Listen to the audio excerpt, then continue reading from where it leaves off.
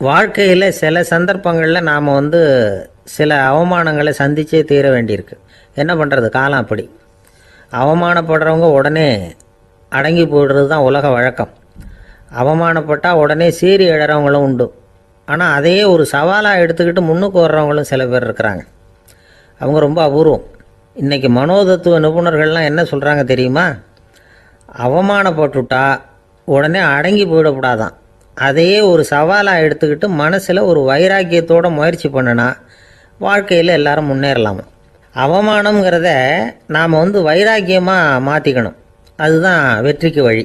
ராமர் இந்த பூமியில் பிறந்ததே ஒரு வைராக்கியத்தினால தான் சார் அப்படின்னார் ஒருத்தர். எப்படிங்க அது அப்படின்னு கேட்டேன்.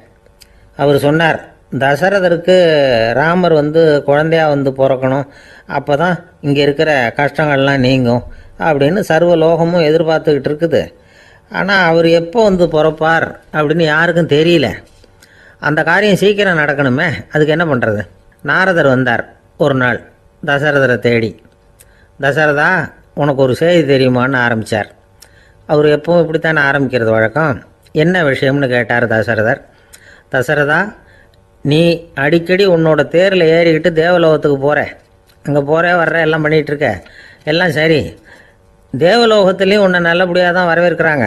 தேவேந்திரன் உன்னை பிரியமாக அழைச்சிட்டு போய் தன்னுடைய அரியாசனத்திலேயே தனக்கு பக்கத்திலேயே உட்கார வைக்கிறான். நீயும் சந்தோஷமாக உட்காந்து பேசிவிட்டு வந்துடுற. ஆனால் நீ இங்கே வந்ததுக்கு அப்புறம் அங்கே என்ன நடக்குது தெரியுமா உனக்கு அப்படின்னாரான் நாரதர். என்ன நடக்குது எனக்கு ஒன்றும் தெரியலையே அப்படின்னாரான் தசரதர்.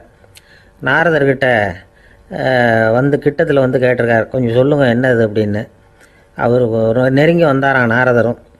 மெதுவாக அவர் காதோட காதாக சொன்னாராம். அதாவது நம்ம பாஷையில் சொல்லப்போனால் பற்ற வைக்கிறார். நீ அங்கே தேவேந்திரன்கிட்ட உட்காந்து பேசிவிட்டு வந்த பிறகு நீ அங்கே உட்காந்துருந்த அரியாசனத்தை தண்ணி ஊற்றி கழுவி சுத்தப்படுத்துகிறாங்க. நீ என்ன அந்த அளவுக்கு சுத்தம் இல்லாத ஆளா, தினம் குளிக்காமையாக இருக்கிற அப்படின்னாராம். தசரதருக்கு இது ரொம்ப அவமானமாக போயிட்டுது. அப்படியே செய்கிறாங்க அப்படின்னாராம். ஆமாம், நீ வேணும்னா நான் சொல்கிறது உண்மையா இல்லையா அப்படின்னு சோதனை பண்ணி பார்த்துக்கோ அப்படின்னாரான் நாரதர். உடனே தசரதர் இதுக்காகவே புறப்பட்டு தேவலோகம் போனார். அங்கே வழக்கம் போலவே இவரை கூப்பிட்டு உட்கார வச்சு பேசிக்கிட்டு இருந்தான் தேவேந்திரன். கொஞ்ச நேரம் பேசிக்கிட்டு இருந்துட்டு சரி நான் கிளம்புறேன்னு புறப்பட்டார். சரி, அவனும் வாசல் வரைக்கும் வழி அனுப்பி வச்சுட்டு உள்ளே போயிட்டான். தசரதர் வெளியில் கொஞ்ச நேரம் மறைஞ்சி இருந்துட்டு மெதுவாக உள்ளே எட்டி பார்த்தார் என்ன நடக்குதுன்னு. நாரதர் சொன்னது உண்மைதான். தசரதர் உட்காந்துருந்த ஆசனத்தை அங்கே 2 தேவர்கள் கழுவி சுத்தப்படுத்திக்கிட்டு இருக்கிறாங்க. தசரதரால் இதை தாங்கிக்க முடியல. அவருக்கு ரொம்ப அவமானமாக போச்சு. நேராக கிடுகிடுன்னு தேவேந்திரங்கிட்டே போனார். நான் உட்காந்துருந்த இருக்கையே சுத்தம் பண்ணுறியே, நான் என்ன அந்த அளவுக்கு பாவியா அப்படின்னு கேட்டார். ரொம்ப கோபமாக கேட்டார். தசரதரே, மனுஷனுக்கு 3 கடன்கள் உண்டு. தேவ கடன், ரிஷி கடன், பித்ரு கடன். இதை தீர்க்காதவன் பாவியாகிறான். இதில் மகனை பெறுவதால் தான் பித்ரு கடன் தீரும். உனக்கு மகன் கிடையாது, அதனால் நீ பாவி ஆகிற. பாவி உட்காந்துருந்த இடம்ங்கிறதுனால அதை சுத்தம் செய்ய வேண்டியது எங்கள் கடமை அப்படின்னு நானும் தேவேந்திரன். இந்த இடத்துல தசரதருக்கு ஏற்பட்ட அவமானம் ஒரு வைராக்கியமாக மாறிச்சு. தேவேந்திரனே கேட்டுக்கோ, ஒரு மகனை பெற்ற பிறகு தான் இந்த சபையில் மறுபடியும் அடி எடுத்து வைப்பேன் அப்படின்னு சொல்லிவிட்டு போயிட்டாரான். போய் புத்திர காமேஷ் யாகம் பண்ணார். புத்திரர்கள் பிறந்தார்கள். இந்த கதையில் உள்ள கருத்து என்னென்னா, தேவேந்திரன் தசரதரை அப்படி அவமானப்படுத்தலைன்னா அவருக்கு இப்படி ஒரு வைராக்கியம் பிறந்திருக்குமா? யோசிச்சு பார்க்கணும். நமக்கு ஏற்படுகிற சில அவமானங்களையும் வைராக்கியமாக மாற்றிக்குவோம். அப்படி மாற்றிக்கிட்டோம்னா வாழ்க்கையில் முன்னேறலாம். நம்ம ஆளுங்க சில பேர் அவமானத்தை வைராக்கியமாக மாற்றிக்கிறது எப்படி தெரியுமா? நம்மக்கிட்ட ஒரு பையன் சொன்னான், எங்கள் அப்பா என்னை எல்லாருக்கும் முன்னாடி வச்சு திட்டிவிட்டார், பொறுப்பு இல்லாமல் ஊர் சுற்றுறேன்னு சொல்லி அவமானப்படுத்தி விட்டார். இனிமேல் நீ என் முகத்திலேயே முழிக்காதரா போடான்னு வேற சொல்லிவிட்டார். எனக்கு ரோஷம் வந்துட்டுது. அந்த அவமானத்தை வைராக்கியமாக மாற்றிக்கிட்டேன். அன்னையிலேருந்து அவர் முகத்திலேயே முழிக்கிறது இல்லை அப்படின்னா. அப்படியான்னு கேட்டோம். ஆமாங்க, அவர் வீட்டில் இல்லாத நேரமாக பார்த்து உள்ள சமையல் கட்டுக்கு போய் சாப்பிட்டுட்டு நைஸாக வெளியில் வந்துடுவேன் அப்படிங்கிறான் அவன்.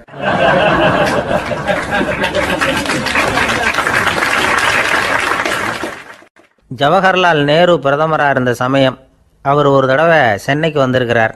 இங்கே சில முக்கிய நிகழ்ச்சிகளில் கலந்துக்கிறதுக்காக வந்திருந்தார். ஆளுநர் மாளிகையில் ஒரு நாள் ராத்திரி தங்கி மறுநாள் புதுடெல்லி புறப்படுறதாக ஏற்பாடு. நிகழ்ச்சியிலெல்லாம் முடிச்சுக்கிட்டு ஆளுநர் மாளிகையில் தங்கியிருக்கிறார். அன்றைக்கு இரவு படிக்கிறதுக்கு ஒரு முக்கியமான புத்தகம் அவருக்கு தேவைப்பட்டது. அந்த சமயத்தில் உலக அளவில் ஒரு முக்கியமான பொருளாதாரம் சம்பந்தமான ஒரு புத்தகம் வெளியாகி இருக்கிற விஷயம் அவருக்கு தெரியும். அந்த புத்தகம் மெட்ராஸுக்கு வந்திருக்குமா, அது இங்கே கிடைக்குமா அப்படின்னு விசாரிச்சிருக்கிறார் நேருஜி. அவர் இப்படி கேட்ட உடனே அங்கே இருந்தவங்கெல்லாம் ரொம்ப பரபரப்பாக செயல்பட ஆரம்பிச்சிட்டாங்க. முக்கியமான இடங்கள்ல எல்லாம் விசாரிச்சிருக்கிறாங்க அந்த புத்தகம் உங்ககிட்ட இருக்கான்னு. சென்னையில் உள்ள கன்னிமாரா நூல் நிலையத்துக்கு எப்படியும் அந்த புத்தகம் வந்திருக்கணும் அப்படின்னு ஒரு நம்பிக்கை. அங்கே விசாரித்தாங்க. அந்த புத்தகம் 2 நாளைக்கு முன்னாடி தான் அங்கே வந்திருக்குது அப்படிங்கிற விஷயம் தெரிஞ்சுது. உடனே எல்லோரும் அங்கே ஓடினாங்க. அவங்களுக்கு இன்னொரு சந்தேகம், புத்தகம் வந்திருக்கு சரி, அது இந்த சமயத்தில் வேறு யாரும் படிக்கிறதுக்கு எடுத்துகிட்டு போயிருக்கக்கூடாதே அப்படிங்கிற சந்தேகம் இருந்தாலும் மனசுக்குள்ளே ஒரு தைரியம். இப்படி ஒரு புத்தகம் வெளிவந்திருக்கிற விஷயமே நேருஜி சொல்லி தான் நமக்கே தெரியும். அதுவும் இல்லாமல் உலக பொருளாதாரம் சம்பந்தமான ஏதோ ஒரு புத்தகம் அது. அதை போய் இந்த நேரத்தில் அவ்வளவு ஆர்வமாக யார் எடுத்துகிட்டு போயிட போகிறாங்க அப்படிங்கிற தைரியம். இந்த தைரியத்தோடு அந்த நூல் நிலையத்துக்கு ஓடினாங்க. புத்தகத்தை தேடினா அது கிடைக்கல. யாரோ எடுத்துகிட்டு போயிருக்கிறாங்க. நேருவுக்கு மட்டுமே தெரிஞ்சிருந்த அந்த புத்தகம் பற்றின விஷயம் சென்னையில் வேற ஒருத்தருக்கும் தெரிஞ்சிருக்குது. உடனே எல்லாரும் பரபரப்பாக அதுக்குன்னு இருக்கிற ரிஜிஸ்டர் இருக்குல்ல, பதிவேடு, அதை புரட்டி பார்க்குறாங்க யார் எடுத்துகிட்டு போகிறாங்கன்னு தெரிஞ்சுக்கிறதுக்காக. எடுத்துகிட்டு போனவங்க அதில் கையெழுத்து போட்டிருப்பாங்கல்ல, அதை பார்த்து யாருன்னு தெரிஞ்சுக்கலாம் அப்படிங்கிறதுக்காக தான் அதை புரட்டுறாங்க. அதோ அந்த புத்தகத்தோட பேர் பக்கத்தில் அதை எடுத்துக்கிட்டு போனவங்க கையெழுத்து உத்து பார்க்குறாங்க எல்லாரும். அதில் போட்டிருக்குது பேர் CN அண்ணாதுரை அப்படின்னு எழுதியிருந்தது. அவர் தான் பேரறிஞர் அண்ணா. நேரு படிக்க விரும்பின ஒரு புத்தகத்தை அதே நேரம் படிக்க விரும்பின இன்னொரு தலைவர் இவர். படிக்கிறதுல அவருக்கு இருந்த ஆர்வத்தை நாம் தெரிஞ்சுக்கணும்னா அதுக்கு எவ்வளவோ சம்பவங்கள் இருக்குது. கடைசி காலத்தில் அவர் அடையாறு மருத்துவமனையில் படுத்திருக்கிறார். அவருக்கு ஒரு முக்கியமான அறுவை சிகிச்சை செய்ய வேண்டியிருக்குது அவசரமாக. அமெரிக்காவிலேருந்து டாக்டர் மில்லர் வந்திருக்கிறார். அவர்கிட்ட கேட்குறார், டாக்டர் நாளைக்கே அறுவை சிகிச்சை செய்ய போகிறீங்களா அப்படின்னு. ஆமாங்கிறார் டாக்டர் மில்லர். நாளைக்கு மறுநாள் செஞ்சுக்கிறேனே அப்படின்னாரான் அண்ணா.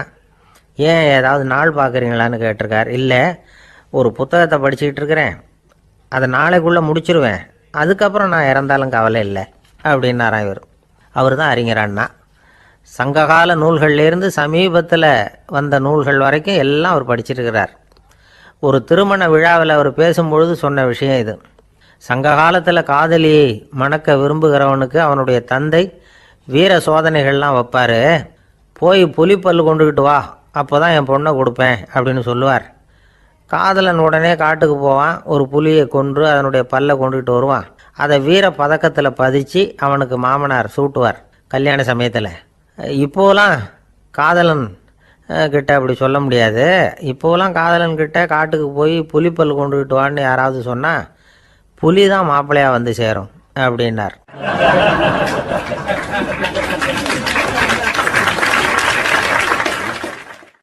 ஒரு கடைக்கு போனேன், 5 ரூபா பணத்தை எடுத்து கொடுத்தேன்.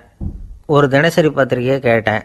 அவர் உடனே அங்கே அடுக்கி வச்சுருந்த பத்திரிகையில் ஒன்று எடுத்து என் கையில் கொடுத்தார். வாங்கிக்கிட்டேன்.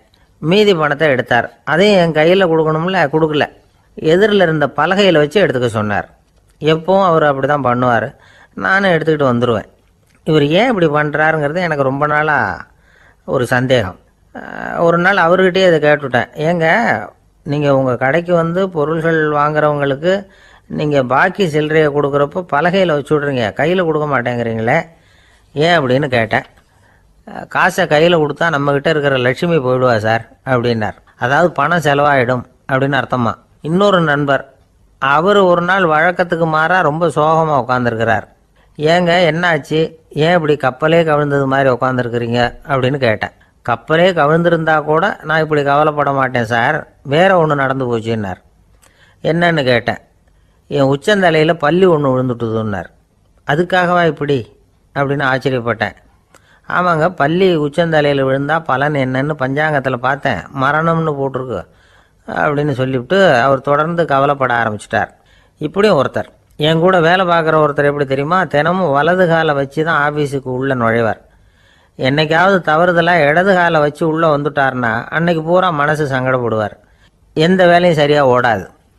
கேரம் போர்டு ஆடுற ஒருத்தர் எப்போ ஆட உட்காந்தாலும் ஸ்ட்ரைக்கரை கை தவறி கீழே விழுற மாதிரி பண்ணி அதுக்கப்புறம் அதை எடுத்துக்கிட்டு ஆட உட்காருவார்.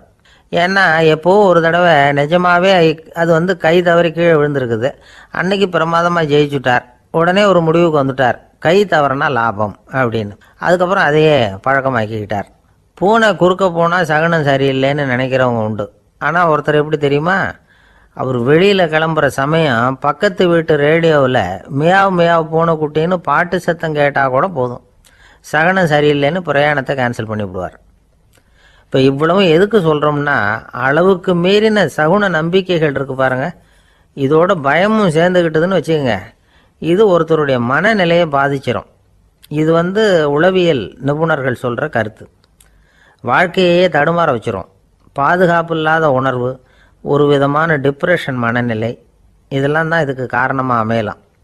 சில பேர் காய்கறி நறுக்க கத்தியை கையில் எடுத்தால் கூட நேரம் சரியாக இருக்கா அப்படின்னு பார்த்துட்டு தான் வேலையை ஆரம்பிக்கிறது வழக்கம். அறிவு தான் மனசுக்கு வாத்தியாராக இருக்கணும். அப்போ தான் வாழ்க்கை நிம்மதியாக இருக்கும்.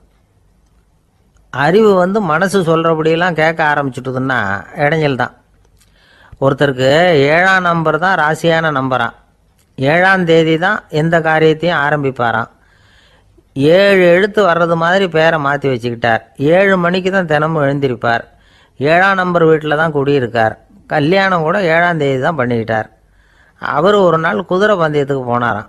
குதிரையோட பேரையெல்லாம் பார்த்தார். ஒரு குதிரையோட பேர் 7 எழுத்தில் அமைஞ்சிருந்தது. 7 தானே இவருக்கு அதிர்ஷ்ட நம்பர். அதனால் உடனே அது பேரில் பணத்தை கட்டினார். பந்தயம் நடந்தது. என்ன சார் ஆச்சுன்னு கேட்டாங்க. நான் பணம் கட்டின அந்த என்னோட குதிரை 7ஆவதாக சேர்ந்தது சார் அப்படின்னாராம் சோகமாக.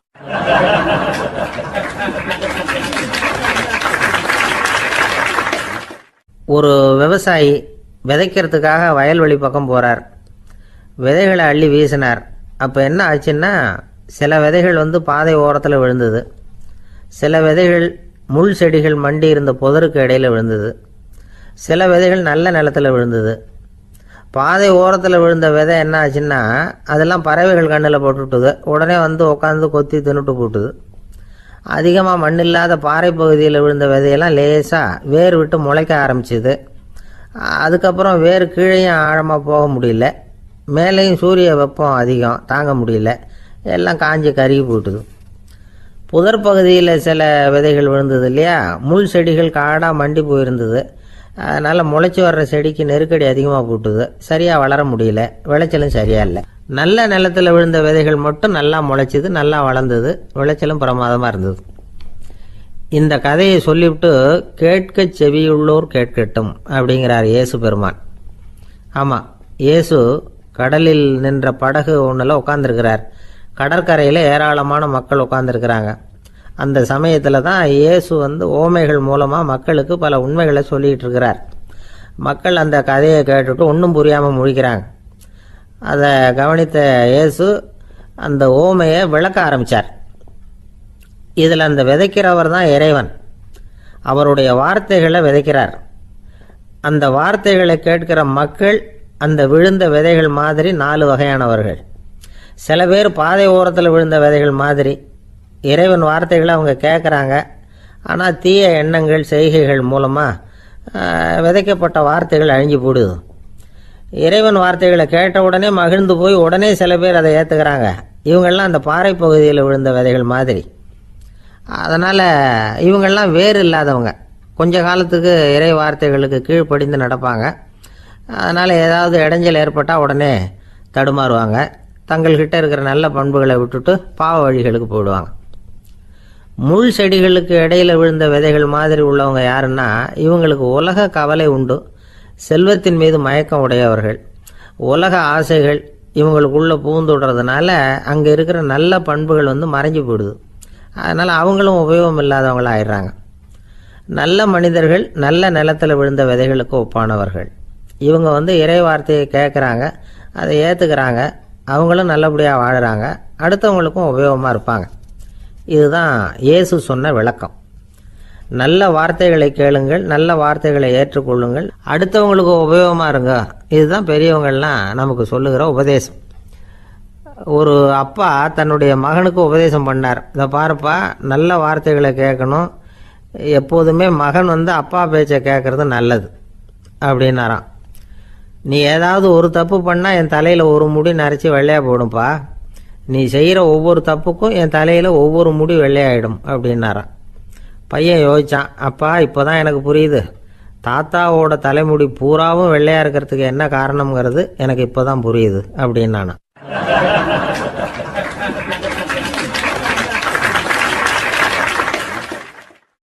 ஒரு ஊரில் ஒரு ராஜா இருந்தார்.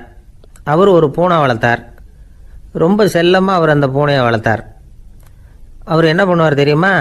இரவு நேரத்தில் அந்த பூனையோட தலையில் ஒரு விளக்க வச்சுருவார். அந்த பூனை ரொம்ப ஜாக்கிரதையாக அந்த விளக்கு கீழே விழுந்துடாமல் பார்த்துக்கும். தலையை ஆட்டாமல் ரொம்ப நிதானமாக ராஜா பின்னாடி நடந்து போய்கிட்டே இருக்கும். அந்த விளக்கு வெளிச்சத்தில் எல்லா வேலைகளையும் செஞ்சுருவார். கையில் ஒரு விளக்கை தனியாக எடுத்துகிட்டு போக வேண்டிய அவசியமே இல்லை. விளக்கை தூக்கிட்டு போகிற வேலையை அந்த பூனை பார்த்துக்கும். அதனால் ராஜாவுக்கு அந்த பூனை மேலே ரொம்ப பிரியம். மந்திரிகளையெல்லாம் கூப்பிட்டு அவங்கக்கிட்ட சொல்லுவார், பார்த்தீங்களா இந்த பூனை எவ்வளவு விசுவாசமாக நடக்குது, என் பேரில் எவ்வளவு மரியாதை பார்த்தீங்களா அதுக்கு அப்படிம்பார். இதை கேட்டுவிட்டு அங்கேருந்து அமைச்சர்களில் ஒருத்தர் சொன்னார், மன்னா நீங்கள் சொல்கிறது சரிதான், இருந்தாலும் இந்த பூனையோட விசுவாசத்தை நாம் கொஞ்சம் சோதித்து பார்க்க வேண்டியிருக்கு அப்படின்னாராம். சரி, உங்கள் ஆசையை ஏன் கெடுக்கணும், நல்லா சோதித்து பாருங்கள் அப்படின்னு சொல்லிவிட்டார் ராஜா. உடனே அந்த அமைச்சர் என்ன பண்ணார் தெரியுமா? எங்கேயோ புறப்பட்டு போனார். ஒரு 5-6 எலிகளை பிடிச்சிட்டு வந்தார். அரண்மனையில் ராஜா ஏதோ வேலை பார்த்துக்கிட்டு இருக்கிறாரு. பக்கத்தில் அந்த பூனை ரொம்ப பணிவாக நின்றுக்கிட்டு இருக்குது. அது தலையில் விளக்கு எரிஞ்சிக்கிட்டு இருக்கு. அமைச்சர் தான் பிடிச்சிட்டு வந்த எலிகளை அந்த பூனை பார்வையில் படுறது மாதிரி எதிரில் விட்டார். அந்த எலிகள்லாம் அங்கேயும் இங்கேயும் ஓட ஆரம்பிச்சிது. அதை பார்த்தது பூனை. அவ்வளவுதான். தலையில் இருக்கிற விளக்கை பற்றியும் கவலைப்படலை, ராஜாவை பற்றியும் கவலைப்படலை. ஒரே பாய்ச்சலாக பாஞ்சு எலிகளை துரத்த ஆரம்பிச்சுட்டுது. தலையில் இருந்த விளக்கு எங்கேயோ போய் விழுந்தது, அணைஞ்சு போச்சு. இருட்டில் ராஜா தடுமாற ஆரம்பிச்சுட்டார். இந்த சமயத்தில் அந்த அமைச்சர் மறுபடியும் விளக்கை ஏற்றினார். வெளிச்சம் வந்தது. அதுக்கப்புறம் அந்த அமைச்சர் பேசினார், அரசே, பூனையோட விசுவாசத்தை பார்த்தீங்களா? எலி அது கண்ணில் படுற வரைக்கும் தான் விசுவாசமாக இருந்தது. அது மாதிரி எலியை பார்த்ததும் எல்லாத்தையும் விட்டுட்டு அதை துரத்த ஆரம்பிச்சுட்டு பார்த்தீங்களா? தான் அந்த பூனையை பற்றி நினச்சது தப்புங்கிறது அதுக்கப்புறம் தான் அந்த ராஜாவுக்கு புரிஞ்சுதான். சரி, இப்போ எதுக்கு இந்த கதையெல்லாம் அப்படிங்கிறீங்களா? இந்த பூனை மாதிரி தான் நம்ம மனசும். மனசை எவ்வளவு தான் பயிற்சி கொடுத்து பக்குவமாக வச்சுருந்தாலும் பார்க்குறதுக்கு பரமசாது மாதிரி தான் இருக்கும். பார்க்க வேண்டியதை பார்த்துட்டுதுன்னா பாஞ்சிரும். இந்த பூனை மாதிரி புலன் இன்ப பொருள்கள் கிட்டாத வரைக்கும் மனம் அடங்கி இருக்கிறது மாதிரி தான் தெரியும். கொஞ்சம் வாய்ப்பு கிடைச்சாலும் அது குதிக்க ஆரம்பிச்சிடும், தப்பு பண்ண ஆரம்பிச்சிடும். பெரிய பெரிய முனிவர்கள் வாழ்க்கையில் நடந்த வீழ்ச்சி இதை தான் நிரூபிக்குது. புலன்களின் ஆற்றல் அதிகம். அதனால் மனக்கட்டுப்பாடு பயிற்சிகளில் ரொம்ப எச்சரிக்கையாக இருக்கணுங்கிறார் சுவாமி சிவானந்தர். மது பழக்கத்தையே விட்டுவிட்டேன்னு உறுதியாக இருப்பான். கடை கண்ணில் பட்டுவிட்டதுன்னா கால் அவனை கேட்காமலே இழுத்துக்கிட்டு உள்ளே போயிடும். இதுதான் மனசுங்கிறது. அதுதான் அந்த ராஜா வளர்த்த பூனை. நம்மால் ஒருத்தன் அந்த ராஜா பூனை தலையில் விளக்க வச்சது மாதிரி இவன் தன்னுடைய தலையிலேயே ஒரு விளக்கை ஏற்றி வச்சுக்கிட்டு என்னத்தையோ தேட ஆரம்பித்தான். தேடிக்கிட்டு இருக்கிறான். தலையை ஆட்டாமல் நிதானமாக நடந்து ரொம்ப நேரமாக தேடிட்டு இருக்கிறான். அந்த சமயம் அங்கே வந்த ஒருத்தர், என்னத்தை தேடுறீங்கன்னு கேட்டார். அதுதான் மறந்து போச்சு அப்படின்னு இழுத்தான்.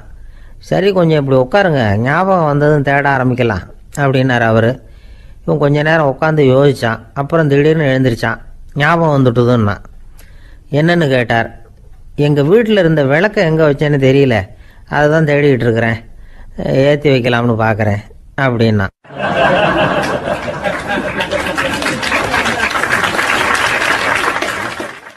ஒரு ராஜா இருந்தார்.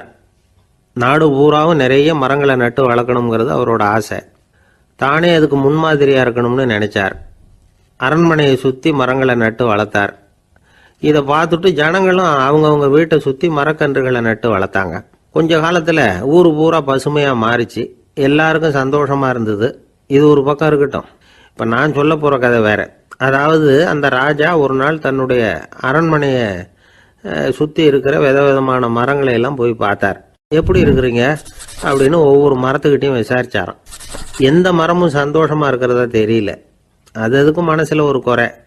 முதல்ல ஆலமரத்துக்கிட்ட போனார். அது சொல்லிச்சு, மண்ணா நான் நல்லா பெருசாக வளர்ந்துருக்கிறேன், அடர்த்தியாக இருக்கிறேன், கிளையெல்லாம் 4 பக்கமும் நல்லா படர்ந்து தான் இருக்குது, இருந்தாலும் எந்த பிரயோஜனமும் இருக்கிறதா தெரியல. எனக்கு என்னுடைய பழம்லாம் ரொம்ப சின்னதாக இருக்குது, என் கண்ணுக்கு சரியாக புறப்பட மாட்டேங்குது. நான் இருக்கிற சைஸுக்கு என்னுடைய கிளையில் இருக்கிற பழம்லாம் எவ்வளோ பெருசாக இருக்கணும், அது இத்தினூண்டு இருக்கிறது எனக்கு பெரிய அவமானமாக இருக்குது. இப்படி இங்கே நின்றுக்கிட்டு இருக்கிறதே ரொம்ப கூச்சமாக இருக்குது. ஒரு நல்ல புயல் வந்ததுன்னா பேசாமல் சாஞ்சு விடலாமான்னு பார்க்குறேன் அப்படின்னு புலம்புது ஆலமரம். சரி இருக்கட்டும்னு நினச்சிக்கிட்டு ராஜா அடுத்தபடியாக ஒரு அத்தி மரத்துக்கிட்ட போனார். அதுவும் புலம்ப ஆரம்பிச்சிட்டுது. நான் கூட பெரிய மரம் தான், இல்லை இலையெல்லாம் அழகாக தான் இருக்குது, பழம் அழகாக இருக்குது, இருந்தாலும் உள்ள விஷயம் இல்லையே, அத்தி பழத்தை புட்டு பார்த்தா அத்தனையும் சொத்தை அப்படின்னு பழமொழியே உண்டாயிட்டுதே, இப்படி ஒரு கெட்ட பேரோடு நான் இருக்கணுமா அப்படின்னு புலம்புது அது. சரி இது இருக்கட்டும் அப்படின்னு சொல்லி அடுத்தபடியாக வேப்ப மரத்துக்கிட்ட போனார். அது தன்னுடைய வேதனையை வெளியிட்டது. எனக்கு எவ்வளவோ மருத்துவ குணங்கள்லாம் இருக்கிறதா சொல்லிக்கிறாங்க, இருந்தாலும் என்ன பிரயோஜனம், என்னுடைய பழத்தை மனிதர்கள் யாரும் விரும்பி சாப்பிட்றது இல்லையே அப்படின்னுது. ராஜா அடுத்தாப்புல இருந்து ஒரு பனை மரத்துக்கிட்ட போனார். நான் நல்லா உயரமாக தான் வளர்ந்துருக்கிறேன், மற்ற மரங்கள்லாம் என்னை அண்ணாந்து தான் பார்க்கணும், இருந்தாலும் என்கிட்ட நிழலுக்காக யாரும் ஒதுங்கிறது இல்லையே அப்படின்னுது. என்ன இது எல்லா மரமும் இப்படி திருப்தி இல்லாமல் இருந்துகிட்டு இருக்குதே அப்படின்னு நினச்சிக்கிட்டே ராஜா அடுத்தபடியாக அங்கே இருந்த ஒரு பைன் மரத்துக்கிட்ட போனார். அழகாக உயரமாக பசுமையாக தான் இருந்தது, ஆனால் பழமோ பூவோ கிடையாது. அதை நினச்சி அது வருத்தப்பட்டுக்கிட்டு இருக்குது. ஓக் மரம் அது ஒன்று நின்றுட்டு இருந்தது. அது என்ன சொல்லிச்சுன்னா, இலையுதிர் காலத்தில் என் மேலே இருக்கிற எல்லா இலைகளும் உதிர்ந்து போடுது, முடி கொட்டின மனிதர்கள் மாதிரி மொட்டையாக நான் நிற்க வேண்டியிருக்குது, என்ன வாழ்க்கை இது அப்படின்னு சொல்லி அழுத்துக்கிட்டது. சரி புளிய மரம் என்ன சொல்லுது பார்ப்போம்னு அதுகிட்ட போனால், என்னுடைய நிழலில் யாருமே தங்க மாட்டாங்க, உடம்புக்கு சூடுன்னு ஒதுங்கி போயிடுவாங்க, அடிமரத்தை பார்த்தீங்கன்னா பட்டையெல்லாம் உறிஞ்சி பார்க்கறதுக்கே கேவலமாக இருப்பேன் அப்படின்னுது அது. முருங்கை மரம் என்ன சொல்லிச்சு தெரியுமா, என்னுடைய இலை காயெல்லாம் சாப்பிட்றவங்களுக்கு சத்து கொடுக்கறது வாசம்தான், ஆனால் என் உடம்புல சத்தே கிடையாது, கொஞ்சம் வேகமாக காற்று அடிச்சதுன்னா முறிஞ்சி விழுந்துடுறேன், என்ன வாழ்க்கை இது அப்படின்னு சொல்லி அது வருத்தப்பட்டது. ராஜா யோசனை பண்ணார், என்ன இது மரங்கள் பூமியின் வரங்கள்னு சொல்கிறோம், மழை பெய்யறதுக்கு அதுதான் காரணம், பூமி செழிப்பாக இருக்கிறதுக்கும் அதுதான் காரணம், வீடு கட்டுறதுக்கு மரம், நாற்காலி செய்ய உபயோகப்படுத்துறதுக்கும் அதுதான் உபயோகப்படுது, மனுஷனுக்கு வேண்டிய ஆகாரங்களையும் கொடுக்குது, இப்படிலாம் இருந்தும் எல்லா மரமும் நிம்மதி இல்லாமல் இருந்துகிட்டு இருக்குதே அப்படின்னு நினைச்சார். அப்போ அங்கே இருந்த ஒரு மகிழ மரம் அவர் கண்ணில் பட்டுது. அந்த மரம் மட்டும் கொஞ்சம் நிம்மதியாக மகிழ்ச்சியாக இருக்கிறது மாதிரி தெரிஞ்சுது. உடனே ராஜா அதுகிட்ட போனார். உனக்கு மனசில் எதுவும் குறை இல்லையான்னு கேட்டார். இல்லை நான் சந்தோஷமாக தான் இருக்கேன்னு தான் அந்த மகிழ மரம். அப்படியான்னு ஆச்சரியமாக கேட்டார் ராஜா. ஆமாம் மன்னா, இந்த இடத்துல நீங்கள் ஒரு முருங்கை மரத்தையோ வேப்ப மரத்தையோ கூட நட்டிருக்கலாம், ஆனால் இந்த இடத்துல நடுறதுக்கு என்ன தேர்ந்தெடுத்துருக்குறீங்க, அதுவே எனக்கு பெருமை, அதுவே எனக்கு திருப்தி அப்படின்னு தான் மகிழ மரம். மகிழ மரம் சாதாரணமாக தான் இருக்கும், இளம் மஞ்சள் நிறத்தில் பூக்கள், அது காய்ந்தும் மனம் வீசும். மகிழ மரம் மாதிரி மன திருப்தியோடு வாழறதுக்கு நாம் கற்றுக்கணுமா. நாம் இந்த உலகத்தில் ஒரு நாயாவோ நரியாவோ கூட பிறந்திருக்கலாம், மனுஷனாக பிறந்திருக்கிறோம், அதுவே பெருமை தானே. இந்த நிறைவு தான் மகிழ்ச்சியின் ரகசியம். ஒரு பையன் அப்பா கிட்ட போய், அப்பா நீங்கள் இந்த உலகத்தில் ஒரு மனுஷனாக பிறந்தது என்னோட அதிர்ஷ்டம் நானா. ஏண்டா அப்படி சொல்கிறேன்னு இருக்கார் அப்பா. நீங்கள் ஒரு கரடியாக பிறந்திருந்தா இந்நேரம் நானும் ஒரு கரடி குட்டியாக தானே இருந்திருப்பேன் அப்படின்னு நானா பையன்.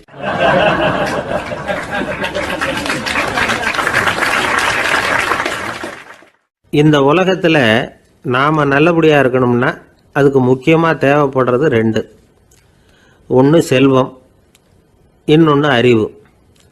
சரி, இது ரெண்டில் சிறந்தது எது அப்படின்னு ஒரு கேள்வி கேட்டால் என்ன பதில் சொல்கிறது?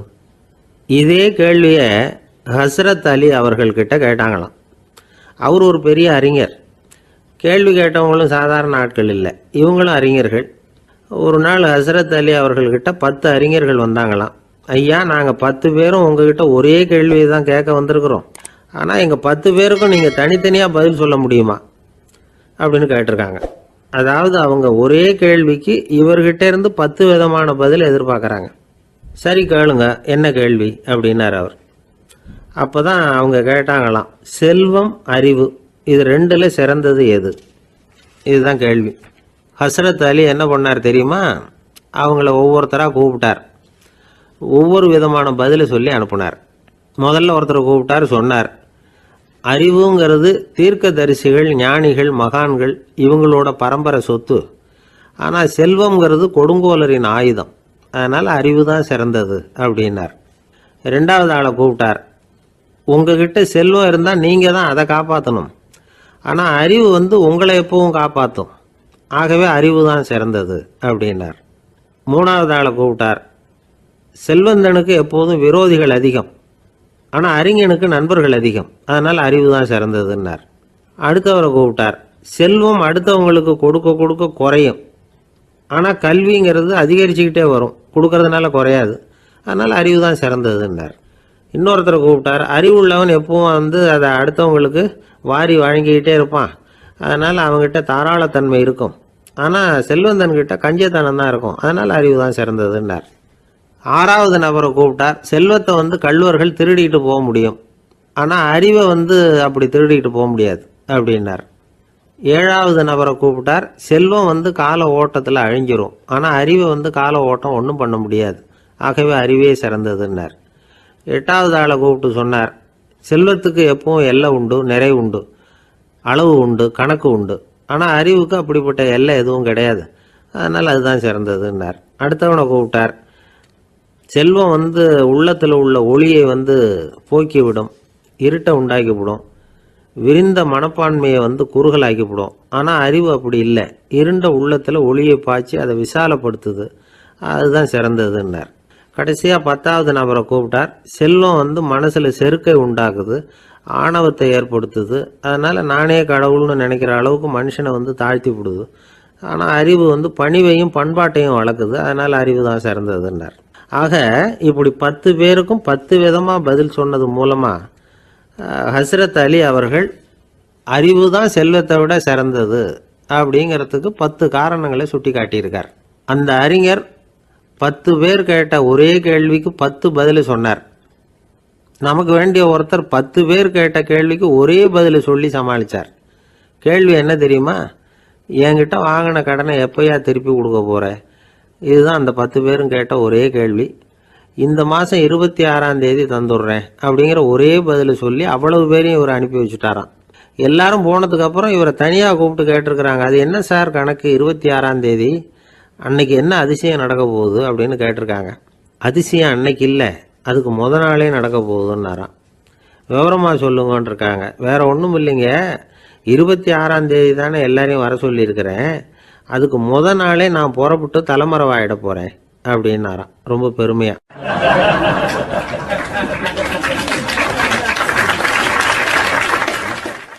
துருக்மேனியாவில் அஷ்காபாத் அப்படின்னு ஒரு நகரத்தில் ஒரு புவியியல் விஞ்ஞானி இருந்தார். அவர் ஒரு நாய்க்குட்டி வளர்த்தார். ஒரு நாள் முன்னிரவு நேரம் ஒரு மேஜைக்கு முன்னாடி உட்காந்து அந்த விஞ்ஞானி ஏதோ கணக்கு போட்டுக்கிட்டு இருக்கிறார். அவருக்கு ஒரு சின்ன பெண் குழந்தை, அது தொட்டிலில் தூங்கிட்டு இருக்குது. அந்த நாய்க்குட்டியும் ஒரு மூலையில் படுத்து அது பாட்டுக்கு தூங்கிட்டு இருந்தது. ஒரே அமைதி. அந்த நேரத்தில் திடீர்னு அந்த நாய்க்குட்டி துள்ளி எழுந்திரிச்சிது, நேராக குழந்தைகிட்ட ஓடிச்சு. அந்த குழந்தைய அது போட்டிருந்த ட்ரெஸ்ஸோடு சேர்த்து கவ்வி தூக்குச்சு, தூக்கிக்கிட்டு வாசல் பக்கம் ஓடிச்சு. நாய்க்குட்டி குழந்தைய கவ்வி தூக்க முடியுமாங்கிற சந்தேகம் உங்களுக்கு இல்லையா? நீங்கள் நம்மூர் நாய்க்குட்டியவே பார்த்து பழக்கப்பட்டிருக்கீங்க, அதனால் நம்புறதுக்கு சிரமமாக இருக்கும். அந்த ஊர்ல எல்லாம் அது ரொம்ப ஸ்ட்ராங்காக இருக்கும், ஒரு ஏதோ கண்ணுக்குட்டி மாதிரி இருக்கும். விஞ்ஞானி அதை பார்த்துட்டார். உடனே அந்த நாய்க்கு வெறி பிடிச்சிட்டுதுன்னு முடிவு பண்ணிட்டு தன்னோட கை துப்பாக்கி எடுத்துக்கிட்டு ஓடி வந்தார். அவர் வெளியில் நாய்க்குட்டி எங்கே அப்படின்னு பார்த்து தேடுறார். அந்த நேரத்தில் அந்த வீடு இடிஞ்சு விழுது. காரணம் பூமி அதிர்ச்சி. இப்படி பூமி அதிர்ச்சி உண்டாக போகுதுங்கிறது அந்த நாய்க்குட்டிக்கு முன்னாடியே தெரிஞ்சு போச்சு. அதுதான் குழந்தைய தூக்கிட்டு வெளியில் ஓடி வந்திருக்குது. அது மூலமாக அந்த குடும்பத்தையே காப்பாற்றிருக்குது அந்த நாய்க்குட்டி. இந்த சம்பவம் நடக்கிறதுக்கு 3 நாளைக்கு முன்னாடியே சில பிராணிகளுக்கு இப்படி நடக்க போகுதுங்கிறது தெரிஞ்சிருக்குதான். ஆமாம், அந்த நகரத்தில் 3 நாளைக்கு முன்னாடியே பாம்பு, பல்லி இதெல்லாம் அது தங்கியிருந்த வலையை விட்டு வெளியில் ஓடி வந்துட்டுது. அதே மாதிரி அங்கே இருந்த புறாவெல்லாம் பறந்து போயிடுச்சான். இதே மாதிரி யுகோஸ்லோவியாவில் கூட ஒரு நகரம், அங்கே ஒரு நாள் ராத்திரி ஒரு மிருக காட்சி சாலையில் திடீர்னு ஒரு பெரிய கலவரம், கூச்சல், குழப்பம். அங்கே இருந்த கழுதை, புலி, யானை, பறவை எல்லாம் கண்ணாபின்னான்னு கத்த ஆரம்பிச்சுட்டுது. நீர் யானை அதுக்குன்னு போட்டிருந்த தடுப்பையே தாண்டி குதிச்சு வெளியில் வந்துட்டுதான். மறுநாள் தான் எல்லாருக்கும் விஷயம் புரிஞ்சுது. அடுத்த நாள் காலையில் அங்கே பூமி அதிர்ச்சி உண்டாயிட்டுது. இப்போ பாருங்க, அதாவது மனுஷனை போய் தீர்க்க தரிசி அது இதுன்னு சொல்லிட்டு இருக்கிறோம், இவனை விட அது பரவாயில்லைன்னு தோணுது. அதாவது மிருகங்கள் ஒன்று நடக்க போகுதுங்கிறத முன்னாடியே புரிஞ்சுக்குதே. சரி, இதெல்லாம் எப்படி அது முன்கூட்டி புரிஞ்சுக்குது? அதுதான் படைப்பு ரகசியம். அதை கண்டுபிடிக்கிறதுக்கு தான் மனுஷன் வந்து ஆராய்ச்சி பண்ணிகிட்டு இருக்கிறான். விஞ்ஞானிகளோட ஆராய்ச்சியெல்லாம் ஒரு பக்கம் இருக்கட்டும், வீட்டுக்குள்ளேயே சில ஆராய்ச்சி பண்ணி பாருங்களேன். இப்போ சில யோசனை சொல்லி அதை சோதனை பண்ணி பாருங்க அப்படின்னு ஒருத்தர் சொன்னாராம். அதாவது இப்போ மழை வருமா வராதா அப்படின்னு தெரிஞ்சுக்கணுமா, உடனே ஒரு பூனைக்குட்டி பின்னாடியே மெதுவாக போய் அது என்ன செய்யுதுன்னு கவனித்து பார்க்கணும். பூனைக்குட்டி தன்னோட பாதத்தினால சுகத்தில் வந்து அப்படி கீறிக்கிட்டு இருக்கும். அப்படி கீறினா கண்டிப்பாக மழை வரும். சில சமயம் பூனைக்குட்டி அப்படியே மல்லாந்து படுத்துக்கிட்டு பாதத்தை உயர தூக்கும், அப்படியும் எப்படியும் புரளும். இப்படி செஞ்சதுன்னா அன்னைக்கும் மழை இருக்காது. அதனால் முன்னாடி இருந்தது மழை வர்றதுக்கு அறிகுறி, இது மழை இல்லைங்கிறதுக்கு அறிகுறி. பறவைகள் பிராணிகள் இதுகளோட நடவடிக்கைகளை பார்த்துட்டு அதையெல்லாம் அடிப்படையாக வச்சு தான் காலநிலையை கண்டுபிடிக்கிற கருவிகளை கண்டுபிடிச்சிருக்கிறாங்க. வாத்து இருக்குல்ல, சில சமயம் தன்னோட அழகை தன்னோட இறகுகளில் அப்படியே புதைச்சிக்கும். அப்படி செஞ்சால் குளிர்காலம் வரப்போகுதுன்னு அர்த்தம். பருவநிலை குளிராக மாறப்போகுதுங்கிறதுக்கு இதுதான் அறிகுறி. சிட்டுக்குருவி இருக்குதுல்ல, அதெல்லாம் புழுதியில் உழுந்து புரளும், சிறகுகளை வந்து படபடன்னு அடிச்சுக்கும். அப்படி செஞ்சால் மழை வரப்போகுதுன்னு அர்த்தம். ஒன்று மட்டும் நாம் நல்லா தெரிஞ்சுக்கணும், இயற்கையின் சீற்றம்னு சொல்கிறோம் இல்லையா, இயற்கை ஏன் நம்ம மேலே கோவப்படுது? இயற்கையை நாம் அனுசரித்து போகிறதில்ல, அதனால் கோவப்படுது. காடுகளை அழிக்கப்படாது, விலங்குகளை கொல்லப்படாது, இயற்கை ஏற்படுத்தி வச்சிருக்கிற சமநிலையை கெடுக்கப்படாது. அதை புரிஞ்சுக்கிட்டு வாழ்ந்தோம்னா பூமியும் நடுங்காது, நாமளும் நடுங்க வேண்டிய அவசியம் இருக்காது. ஒருத்தர் இருந்தார், சாராய கடைக்கு போனாராம், நிறைய சாப்பிட்டார். அப்புறம் சொன்னார், இது ரொம்ப அற்புதமான சரக்கு போல் இருக்குது, உள்ளே போன உடனே இந்த பூமியே நடுங்கிறது மாதிரி இருக்குது எனக்கு அப்படின்னாராம். இதுக்கு கடைக்காரர் சொல்லியிருக்கார், நீங்கள் சாப்பிட்டது வெறும் பச்சை தண்ணி தாங்க, இப்போ ஏற்பட்டிருக்கிறது நிஜம் பூமி அதிர்ச்சி அப்படின்னாராம்.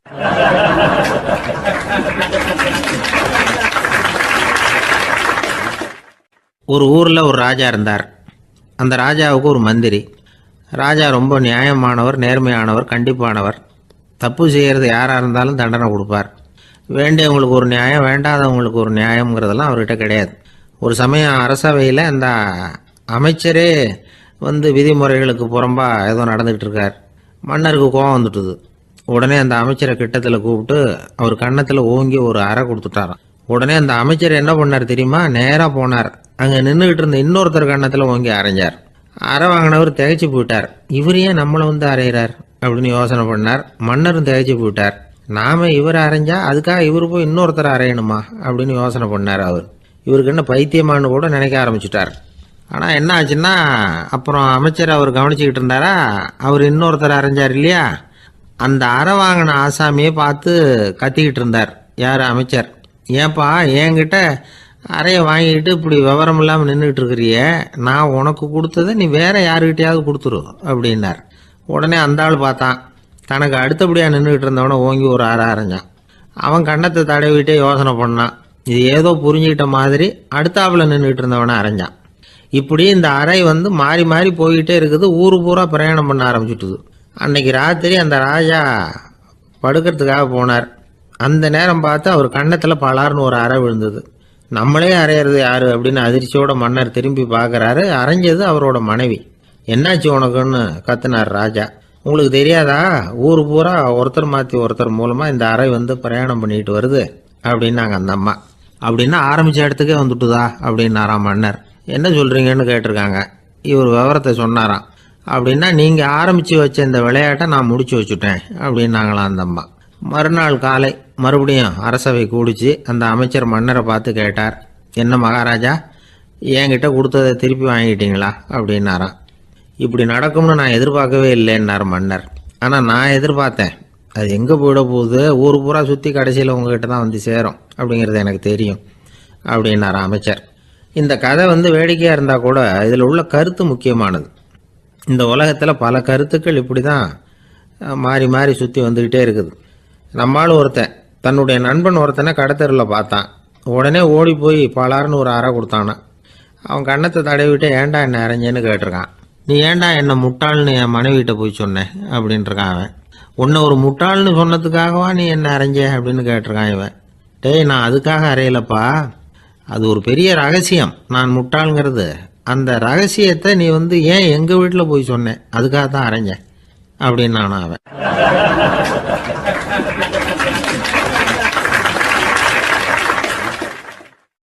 பக்தின்னு சொல்கிறோம் இல்லையா, அது வந்து 3 வகைப்படும் அப்படிங்கிறார் ஒரு பெரியவர். அது என்ன 3 வகைன்னா, தெய்வ பக்தி, அடியார்கள் பக்தி, குரு பக்தி. அடியார் பக்தியை விட, தெய்வ பக்தியை விட குரு பக்தி தான் ரொம்பவும் சிறந்ததுங்கிறார் அவர். தெய்வத்துக்கிட்ட செஞ்ச பாவம் குருநாதர்கிட்ட தீர்ந்துருமா, குருநாதர்கிட்ட செஞ்ச பாவம் தெய்வத்துக்கிட்ட போனாலும் தீராதான். இப்படி பெரியவங்களாம் சொல்லி வச்சிருக்கிறாங்க. ஒரு காடு, அங்கே அயோத தௌமியர் அப்படின்னு ஒரு தபோதனர், அவர் பல மாணவர்களை ஒன்றா சேர்த்து ஒரு குருகுலம் நடத்திக்கிட்டு இருக்கிறார். பல தரப்பட்டவங்க, பல திறப்பட்டவங்க மாணவர்கள் அதில் சேர்ந்து படிச்சுக்கிட்டு இருக்கிறாங்க. பாஞ்சால ராஜகுமாரன் ஒருத்தனும் அந்த குருகுலத்தில் சேர்ந்து படிச்சுக்கிட்டு இருக்கிறான். அவன் பேர் ஆருணி. பெரிய இடத்து புள்ள, இருந்தாலும் படுப்பில் ரொம்ப கெட்டிக்காரனாக இருந்தான்.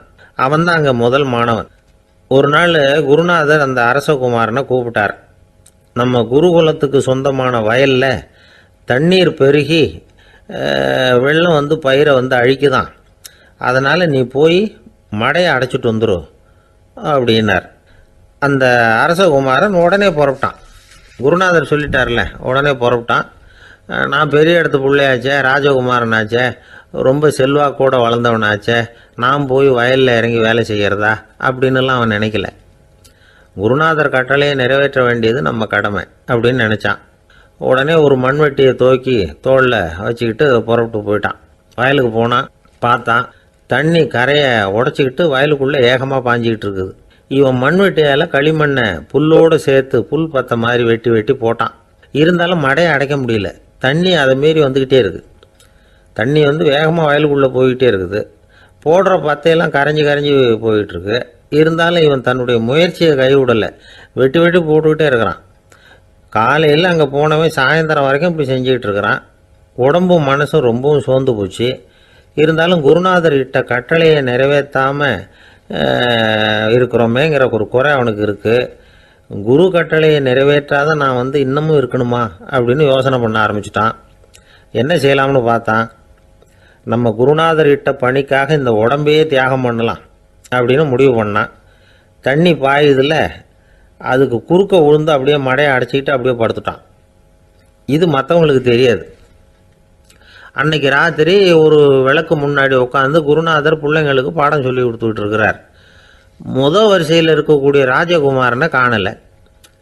நம்ம ஆருணி எங்கே போனா அப்படின்னு சொல்லி மற்ற மாணவர்களை விசாரித்தார். இப்போ அவங்க சொன்னாங்க, சுவாமி அவன் காலையில் வயலுக்கு வந்து மடையை அடைக்கிறதுக்காக போனான், நீங்கள் தான் போக சொன்னீங்க, இன்னும் திரும்பி வரல அப்படின்னு அவர் பையன். குருநாதர் உடனே ஒரு தீவெட்டி எடுத்துக்கிட்டு மாணவர்களை அழைச்சிக்கிட்டு வயலுக்கு போனார். அங்கே போய் பார்த்தா ஆளை காணும். ஆருணி ஆருணின்னு சொல்லி சத்தம் போட்டு கூப்பிட்டு பார்க்குறார். நான் இங்கே இருக்கேன் குருநாதா அப்படின்னு காலுக்கு அடியிலேருந்து ஒரு சத்தம் வருது. குனிஞ்சு பார்த்தா அவன் மடையில் படுத்துருக்கிறான். என்னப்பா இதுன்னார். காலையிலேருந்து இந்த மடையை அடைச்சி பார்த்தேன் சுவாமி, முடியல, அதனால் இப்படி குறுக்க படுத்துட்டேன். என்னை தாண்டறதுக்கு பயந்து போய் தண்ணியே தேங்கி நின்றுட்டுது அப்படின்னா. அவனுடைய குரு பக்தியையும் அவனை தாண்டறதுக்கு அஞ்சு நிற்கிற தண்ணி தேக்கத்தையும் பார்த்துட்டு எல்லாரும் ரொம்ப ஆச்சரியப்பட்டு போயிட்டாங்களாம். ஆருணி எழுந்திரிச்சு வா அப்படின்னு கூப்பிட்டாரான் குருநாதர். அவன் தண்ணீரை பொழந்துக்கிட்டு எழுந்திரிச்சு வந்தானான்.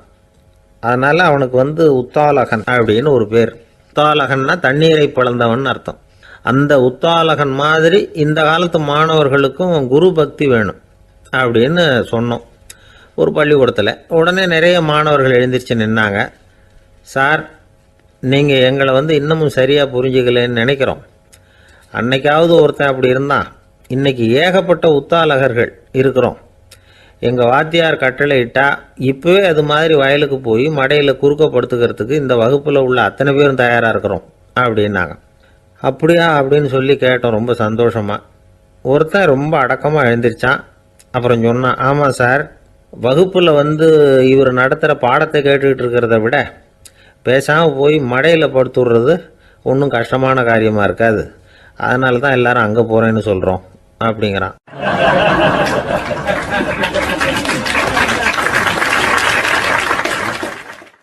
ஒரு நாள் காலை நேரம் ஒரு குரு படுக்கையை விட்டு எழுந்திருக்கிறார்.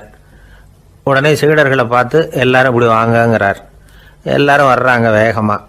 என்னங்க வேணும் உங்களுக்கு அப்படிங்கிற மாதிரி எல்லாரும் குருவை பார்த்தாங்க பயபக்தியோட. குரு அந்த சீடர்களை பார்த்து, இதை பாருங்கள், இப்போ நான் ஒரு சிக்கலான விவகாரத்தில் மாட்டிக்கிட்டு இருக்கிறேன், அதை நீங்கள் தீர்த்து வச்சா நல்லதுன்னார். சீடர்களுக்கு ஒன்றும் புரியல. என்ன இது இவர் இப்படி சொல்கிறாரு, நமக்குள்ள எல்லா விவகாரங்களையும் தீர்த்து வைக்கிறவர் நம்ம குருநாதர், அவருடைய விவகாரத்தை நாம் தீர்த்து வைக்கிறதா, ஆச்சரியமாக இருக்குதே, குருநாதருக்கே சிக்கலா அப்படின்னு யோசனை பண்ண ஆரம்பித்தாங்க. இருந்தாலும் ரொம்ப பணிவாக கேட்டாங்க, சுவாமி உங்களுக்கே சிக்கலா? இந்த உலகத்து சிக்கல்களுக்கும் சிரமங்களுக்கும் அப்பாற்பட்டவர் அல்லவா தாங்கள், அப்படிப்பட்ட உங்களுக்கு சிக்கல்னா அது எப்படி அப்படின்னாங்க. எனக்கு ஏற்பட்டிருக்கிற சிக்கல் அவ்வளவு பெருசு, ரொம்ப பெரிய விவகாரம் அது அப்படின்னார் குரு. கொஞ்சம் விவரமாக சொல்லுங்க அப்படின்னாங்க இவங்க. இப்போ அந்த குரு விவரத்தை சொன்னார். அதாவது நேற்று ராத்திரி நான் ஒரு கனவு கண்டேன். அந்த கனவில் நான் ஒரு பட்டாம்பூச்சியாக மாறிட்டேன். அப்படி மாறி ஒவ்வொரு மலராக பறந்து போய் உட்காந்து தேன் சாப்பிட்டேன் அப்படின்னார். சீடர்கள் இதை கேட்டதும் ரொம்ப திகைச்சு போயிட்டாங்க. என்ன இது, இது ஒரு பெரிய பிரச்சனையா? ஒரு சாதாரண கனவு கண்டதுக்காகவா இந்த காலை வேளையில் நம்மளையெல்லாம் குருநாதர் இவ்வளவு அவசரமாக கூப்பிட்டுருக்கார் அப்படின்னு நினச்சாங்க. இருந்தாலும் கேட்டாங்க, இதில் என்ன சிக்கல் சுவாமி? கனவுங்கிறது எல்லாருக்கும் வரத்தானே செய்யும் அப்படின்னார் ஒரு சீடர். சீடர்களே, பிரச்சனை அது இல்லை. நான் இன்னைக்கு காலையில் கண்ணு முழிச்சு பார்த்தப்போ நான் நானாக மறுபடியும் மாறிட்டேங்கிறத தெரிஞ்சுக்கிட்டேன். இதில் சிக்கல் என்னன்னா, இப்போ அந்த பட்டாம்பூச்சி தான் நானாக ஆயிட்டதாக கனவு கண்டுகிட்டு இருக்கா அப்படிங்கிறது தான். ஒரு மனுஷன் பட்டாம்பூச்சி ஆகிறதாக கனவு காண முடியுங்கிறப்போ அந்த பட்டாம்பூச்சியும் மனுஷனாக ஆகிறதாக கனவு காண முடியும் இல்லையா? இப்போ எனக்கு யதார்த்த நிலை தெரியணும், எது நிஜம்னு தெரியணும். நேற்று ராத்திரி நான் கண்டது கனவா, அல்லது இது பட்டாம்பூச்சி கண்டுகிட்டு இருக்கிற கனவா? இதுதான் குரு கேட்ட கேள்வி. இதை கேட்டதும் சீடர்கள் ரொம்ப குழம்பி போயிட்டாங்க. சுவாமி, இது வரைக்கும் நாங்கள் தூங்குறப்ப பார்க்கறது கனவுன்னும் மூழ்கிட்டு இருக்கிறப்ப பார்க்கறது நனவுன்னு நம்பிக்கிட்டு இருக்கிறோம். இப்போ எங்களை ரொம்ப குழப்பிட்டீங்க, இதுக்கு பதில் சொல்ல எங்களுக்கு சக்தி இல்லை அப்படின்னு சொல்லிவிட்டாங்களாம். அதுக்கப்புறம் அந்த குரு சொன்னாராம், நினைவு தான் முக்கியமான அம்சம். முடிவு கட்டம்னா பகலின் நினைவுகளை விட இரவின் கனவுகளே ரொம்ப உண்மை. ஒருத்தன் தூங்க போனால் தூங்கிக்கிட்டே இருந்தால் அவன் காணும் கனவு பொய்ங்கிறத அவன் உணர மாட்டான். ஒவ்வொரு கனவும் காணும் பொழுது அது ரொம்ப உண்மையாக தான் தெரியுது. ஒரு கனவு கூட உண்மை இல்லைன்னு கனவுல தோன்றுவதே இல்லை அப்படின்னார் குரு. அகில வாழ்வு அத்தனையும் சொற்பனம் கண்டாய் அப்படிங்கிறார் தாயுமானவர். ஆகையினால நம்ம கனவுலேருந்து நாம் என்னைக்கு முழிச்சிக்க போகிறோம் அப்படிங்கிறது தான் ஒரு முக்கியமான கேள்வி. ஒருத்தர் வந்தார், காலில் கட்டோடு வந்தார். என்னங்க காலில் கட்டுன்னு? சார், நேற்று ராத்திரி தூக்கத்தில் எங்கள் வீட்டு கூரையில் ஏணியை சாத்தி வச்சு இறங்கினப்போ வழுக்கி விழுந்து காலை உடச்சிக்கிட்டேன்னார். உங்கள் வீட்டில் தான் ஏணியே கிடையாது சார் அப்படின்னு. உண்மைதான் சார், நான் கீழே விழுந்து முழிச்சுக்கிட்டதுக்கு அப்புறம் தானே ஏணி இல்லைங்கிறது எனக்கு ஞாபகம் வந்தது அப்படின்னார்.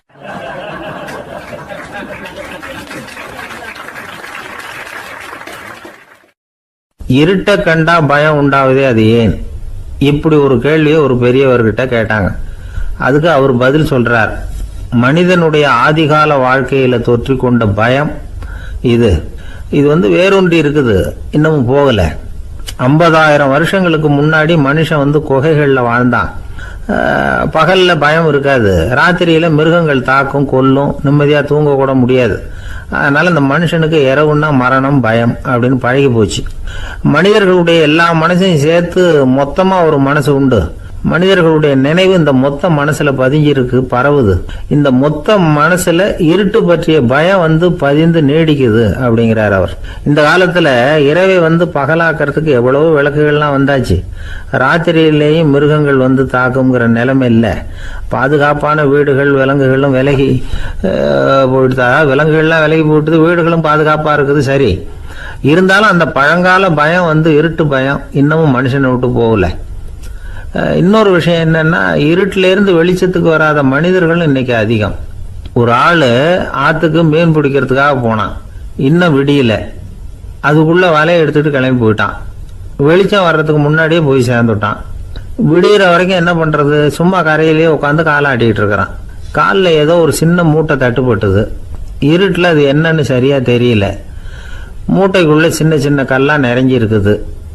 சும்மா பொழுது போகணுமேங்கிறதுக்காக இவன் அந்த மூட்டைக்குள்ள இருந்து ஒவ்வொரு கல்லா எடுத்து ஆத்துல வீசிக்கிட்டு இருக்கிறான்.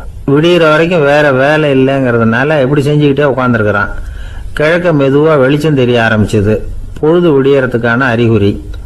இதுக்குள்ள அந்த மூட்டையில இருந்த எல்லா கல்லையும் எடுத்து வீசி எறிஞ்சுட்டான். கடைசியா ஒரே ஒரு கல் மட்டும்தான் கையில பாக்கி இருந்தது. வெளிச்சம் வந்ததும் அந்த கல்லை பார்த்தான். அப்படியே திகைச்சு போயிட்டான். அடடா, இது வரைக்கும் தெரியாம தப்பு பண்ணிட்டோமே அப்படின்னு நினைச்சான். ஏன் தெரியுமா? அவன் கையில இருந்தது வெறும் கல் இல்ல, விலை வசந்த ரத்தன கல். அது இருட்டுல என்னன்னு புரியாததுனால மூட்டையில இருந்த எல்லா ரத்தன கல்லையும் ஆத்துல வீசி எறிஞ்சிருக்கிறான். இப்போ அவனுக்கு அழுகே வந்துடும் போல இருந்தது.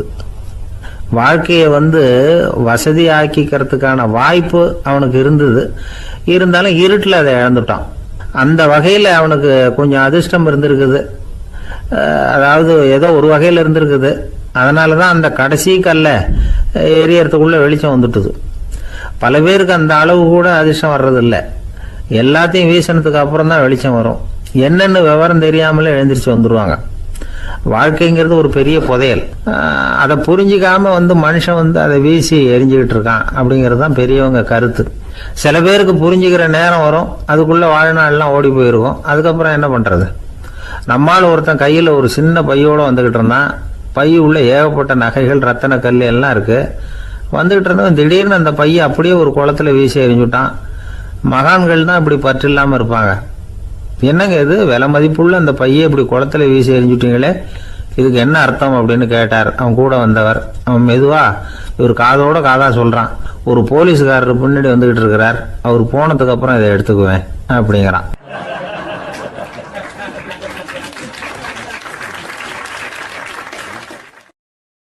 ஒரு நண்பர், அவர்கிட்ட பேசிக்கிட்டு இருந்தேன். மனித உறவுகள் பற்றி அவர் சொல்லிகிட்டு இருந்தார்.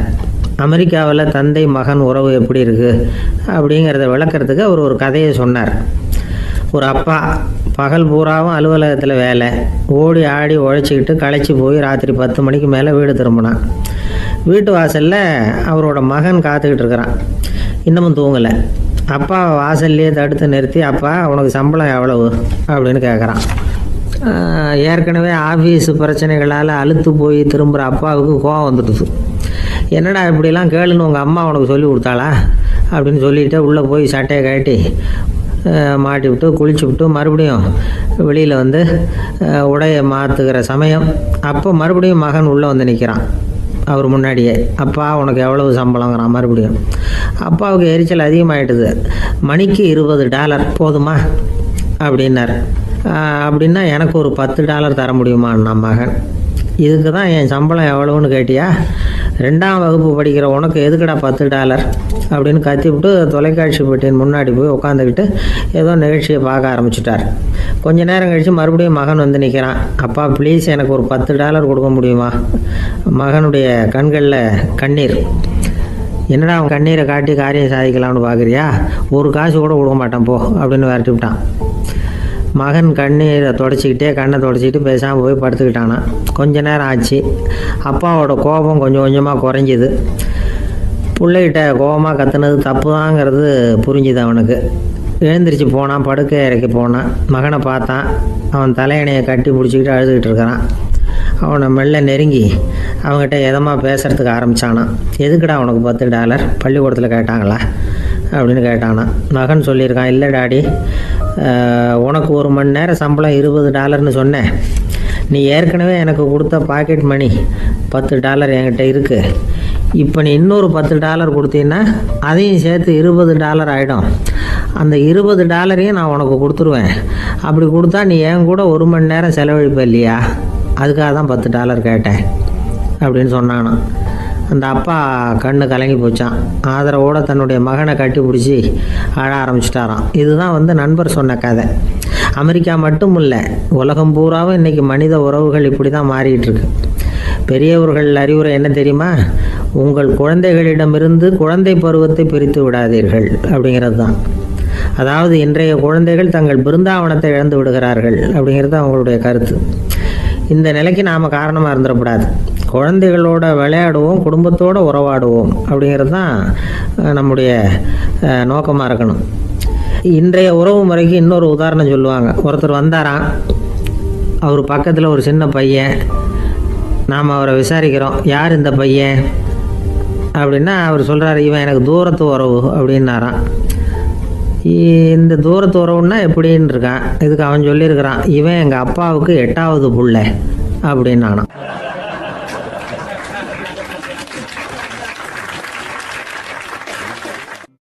ஒரு பல்கலைக்கழகம், அங்கே ஒரு இலக்கிய பேராசிரியர், அவர் பாடம் நடத்திக்கிட்டு இருந்தார். ராபர்ட் ப்ரௌனிங் எழுதிய கவிதைகளை பற்றி சொல்லிகிட்டு இருக்கிறார்.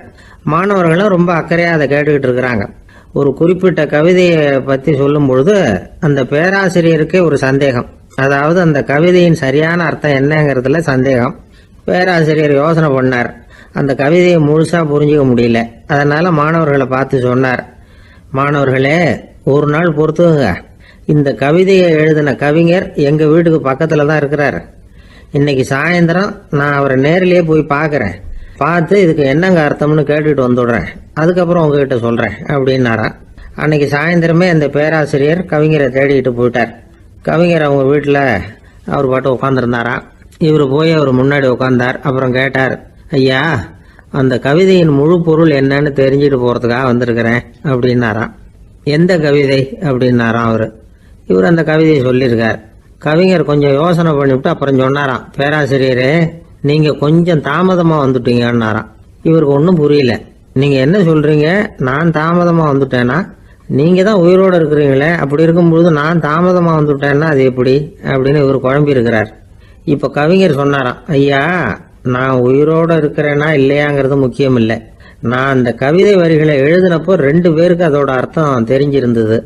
இப்போ ஒரே ஒருத்தருக்கு தான் அதோட அர்த்தம் தெரியும் அப்படின்னாராம். பேராசிரியர் யோசனை பண்ணியிருக்கார். அப்படின்னா அந்த ஒருத்தர் கவிஞர் ராபர்ட் ப்ரௌனிங்கை தவிர வேற யாரா இருக்க முடியும்? இவர் தான் அப்படிங்கிறத அவர் மனசில் நினச்சிக்கிட்டார். அதனால் சொன்னார், ஐயா, நான் தாமதமாக வரல, அந்த கவிதையின் பொருள் என்ன அது சொல்லுங்கன்னார். பேராசிரியரே, நான் சொல்கிறது உங்களுக்கு புரியலன்னு நினைக்கிறேன். நான் இந்த வரிகளை எழுதினப்போ 2 பேருக்கு அதோட அர்த்தம் தெரிஞ்சிருந்தது. அந்த 2 பேர் யாருன்னா, ஒருத்தர் ராபர்ட் ப்ரௌனிங், அதாவது நான், இன்னொருத்தர் கடவுள். இப்போ அது கடவுளுக்கு மட்டும்தான் தெரியும். நானே இதை பற்றி பல தடவை யோசனை பண்ணி பார்த்தேன். இது ரொம்ப அழகானது, ஆனாலும் ரொம்ப வழுக்கலானது. அதை பிடிச்சிட்டோம்னு நினச்சிக்கிட்டு இருக்கும் பொழுதே காற்று மாதிரி அது உங்ககிட்ட இருந்து ஓடி போயிடுது. எனக்கு ரொம்பவும் வருத்தமாக தான் இருக்குது. நிச்சயமாக நான் தான் இந்த வரிகளை எழுதியிருக்கிறேன். அதில் அர்த்தம் இருக்குங்கிறது எனக்கு தெரியும். அதை நான் உணர்றேன். ஆனால் நீங்கள் என்னை மன்னிக்கணும். எனக்கே கூட அதை என்னால் விளக்க முடியல. அப்படி இருக்கும் பொழுது உங்களுக்கு எப்படி அதை நான் விளக்க முடியும் அப்படின்னாரா அந்த கவிஞர். அனுபவிக்கப்படக்கூடிய எல்லாமே விளக்கப்படக்கூடிய ஒன்றல்ல, விளக்கப்படும் எல்லாமே அனுபவிக்கப்படக்கூடிய ஒன்றல்ல அப்படிங்கிறது ஞானிகளுடைய கருத்து. அதுக்காக தான் அந்த சம்பவம். வாழ்க்கையில் நீங்கள் தொடர்ந்து ஆய்வு செய்து கொண்டே இருக்கக்கூடிய விளக்கங்களை ஒருபோதும் அடைய முடியாத பரிமாணங்கள் இருக்கிறதுனால தான் அது அலுப்பு தட்டாமல் இருக்குது. உங்களால் நிறைய அனுபவிக்க முடியும். இருந்தாலும் நீங்கள் அனுபவித்து அறிந்த விஷயங்கள் கூட வார்த்தைகளால் விளக்கப்பட முடிவதில்லை அப்படிங்கிறது பெரியோர் சிந்தனை. இதெல்லாம் ஒரு பக்கம் இருக்கட்டும். நமக்கு தெரிஞ்ச பேராசிரியர் ஒருத்தர் 1 மணி நேரம் ரொம்ப விவரமாக வகுப்பு எடுத்தார். கடைசியாக சொன்னார், மாணவர்களே, ரொம்பவும் எளிமையாக விளக்கமாக எல்லா விவரமும் சொல்லியிருக்கிறேன். அதனால் இதில் உங்களுக்கு சந்தேகம் வர்றதுக்கு வாய்ப்பே இல்லை. இருந்தாலும் கேட்க வேண்டிய கடமை கேட்குறேன். இது வரைக்கும் நடத்தினதில் யாருக்காவது ஏதாவது சந்தேகம் உண்டா அப்படின்னு கேட்டாராம். எனக்கு ஒரே ஒரு சந்தேகம்தான் சார் அப்படின்னு எழுந்திரிச்சு நிற்கிறான் ஒருத்தன். என்னன்னு கேட்டாராம். இது வரைக்கும் நீங்கள் என்ன பாடம் சார் நடத்துனீங்க அப்படின்னானா அவன். என்னுடைய நண்பர் ஒருத்தர், அவருக்கு ஜாதகத்தில் நம்பிக்கை உண்டு. அவரே ஜோசியம்லாம் பார்ப்பார். என்ன சார் இந்த காலத்தில் இதையெல்லாம் நம்பிக்கிட்டு இருக்கீங்களே அப்படின்னு கேட்டா, உங்களுக்கு ஒன்றும் தெரியாது சார். இந்த உலகத்தில் ஒவ்வொருத்தரும் அவங்கவங்க செய்கிற நல்லது கெட்டதுக்கு தகுந்த பலனை அனுபவிச்சே தீரணும் பார். அது மட்டும் இல்லை, ஒருத்தன் செத்துட்டா கூட அவன் செஞ்ச பாவ புண்ணியங்கள் கூடவே போய்கிட்டு இருக்கோம் பார். அது எப்படி கூட போவோம் அப்படின்னு குதர்க்கமாக கேட்டால், அதுக்கு அவர் ஒரு கதை சொன்னார். அது ரொம்ப சுவாரஸ்யமாக இருந்தது. அது என்ன கதைன்னா, ஒரு ஊரில் ஒருத்தர் இருந்தாராம். அவர் ஜோசியம் பார்க்குறதுல ரொம்ப கெட்டிக்காரரான். ஒருத்தருடைய தலைமுடியை மட்டும் அவர்கிட்ட காட்டினா போதும், அதை மட்டும் பார்த்துட்டு அவருடைய ஜாதகத்தையே அலசி விடுவாராம். அப்பேற்பட்ட திறமை. அந்த ஆள் ஒரு சமயம் கன்னியாகுமரி கடற்கரைக்கு போயிருந்திருக்கார். அங்கே கரை ஓரமாக ஒரு மண்டை ஓடு கிடந்திருக்கு. அதை எடுத்து பார்த்துருக்கார். அந்த மண்டை ஓட்டை வச்சுக்கிட்டே அதோட ஜாதகத்தை அலசியிருக்கார். இந்த மண்டை ஓட்டுக்கு உரிய ஆசாமி வாழ்க்கையில் ரொம்ப கஷ்டப்பட்டிருக்கணும், நிறைய கஷ்டத்தை அனுபவிச்சிருக்கணும். அது தாங்க முடியாமல் தான் கடலில் விழுந்து தற்கொலை பண்ணிட்டு இருக்கான் அப்படிங்கிறத அவர் கணிச்சுட்டார். இருந்தாலும் இந்த மண்டை ஓடு இன்னமும் அனுபவிக்க வேண்டியது பாக்கி இருக்கு அப்படிங்கிறத அவர் உணர்ந்தாராம். அது சரி, ஒருத்தன் உயிரோடு இருக்கிற வரைக்கும் நல்லது கெட்டதை அனுபவிக்க முடியும், செத்ததுக்கு அப்புறமும் பாக்கி இருக்குன்னா அதை எப்படி அனுபவிக்கிறது? இந்த மண்டை ஓட்டுக்கு இன்னும் கொஞ்சம் பாக்கி இருக்குங்கிறது அவருக்கு புரிஞ்சதே தவிர அதோட அர்த்தம் என்னங்கிறது சரியா விளங்கலை. சரி, இதை இன்னும் கொஞ்சம் விவரமா ஆராய்ச்சி பண்ணுவோம் அப்படின்னு நினைச்சுக்கிட்டு அதை தன்னுடைய வீட்டுக்கு எடுத்துட்டு போயிட்டார். அந்த மண்டை ஓட்டை ஒரு பெட்டியில வச்சு பூட்டினார். தன்னுடைய தனி அறையில அதை பத்திரமா வச்சுக்கிட்டார். தினமும் ராத்திரி ஆனதும் தன்னுடைய மனைவியை பார்த்து, நீ போய் பூஜை அறையில தனியா படுத்துக்க அப்படின்னு சொல்லிவிட்டு தினம் ராத்திரி 12 மணிக்கு பெட்டியை திறந்து அவர் பார்ப்பார். மண்டை ஓடு அப்படியே இருந்தது தவிர இன்னும் கொஞ்சம் பாக்கி இருக்குங்கிறதுக்கு அர்த்தம் அவருக்கு விளங்கலை. அந்த மண்டை ஓட்டுக்கு இன்னும் என்ன பாக்கி இருக்க போகுது? இப்படியே ஒரு 10 நாள் போச்சு. அந்த வீட்டம்மாவுக்கு சந்தேகம் வந்துட்டுது. நம்ம வீட்டுக்காரரு நம்மளை தனியா ஏன் தூங்க சொல்றார் அப்படிங்கிற சந்தேகம். உடனே பக்கத்து வீட்டு அம்மா கிட்ட விஷயத்த சொல்லியிருக்கிறாங்க. அந்த அம்மா உடனே, நீ கவலைப்படாத, நான் கண்டுபிடிச்சி சொல்றேன் அப்படின்னு சொல்லிவிட்டாங்களாம். அன்னைக்கு ராத்திரியே ஜன்னல் வழியா எட்டி பார்த்துருக்குறாங்க. இந்த ஆள் மண்டை ஓட்டை கையில வச்சுக்கிட்டு அது திருப்பி திருப்பி பார்த்துக்கிட்டு இருக்கிறான். அதை பார்த்துட்டாங்க. மறுநாள் காலையில அவரோட மனைவியை பார்த்தாங்க. ஏம்மா, உன் வீட்டுக்காரருக்கு நீ முதல் மனைவியா 2வது மனைவியா அப்படின்னு கேட்டாங்களாம். எனக்கு தெரிஞ்ச வரைக்கும் நான் ஒருத்தி தான் அவருடைய மனைவி அப்படின்னாங்களாம் அவங்க. அப்படி இல்லை, நீ அவருக்கு 2வது மனைவி. முதல் மனைவியின் மண்டை ஓட்டை தான் அவர் தினமும் ராத்திரியில் எடுத்து பார்த்துக்கிட்டு இருக்கிறார் அப்படின்னாங்க அடுத்த வீட்டு அம்மா. அப்படியா விஷயம் அப்படின்னு சொல்லிவிட்டு கணவன் வீட்டில் இல்லாத நேரமாக பார்த்து அந்த மண்டை ஓட்டை எடுத்து கொண்டாந்து ஒரு உரல்ல போட்டு உலக்கையால குத்தி நொறுக்க ஆரம்பிச்சிட்டாங்க. வெளியில போயிருந்த அந்த ஆள் அப்பதான் உள்ள நுழைஞ்சார். மண்டை ஓடு உலக்கை கிட்ட குத்து வாங்கிட்டு இருக்கு. அது அனுபவிக்க வேண்டியது இன்னும் கொஞ்சம் பாக்கி இருக்குங்கிறதுக்கு அர்த்தம் எனக்கு இப்பதான் புரிஞ்சுது அப்படின்னாராம் அவர். இந்த கதையிலிருந்து நாம இன்னொரு நீதியையும் புரிஞ்சுக்கணும். அதாவது நம்ம வீட்டை பத்தி நமக்கு புரியாததெல்லாம் அடுத்த வீட்டுக்கு.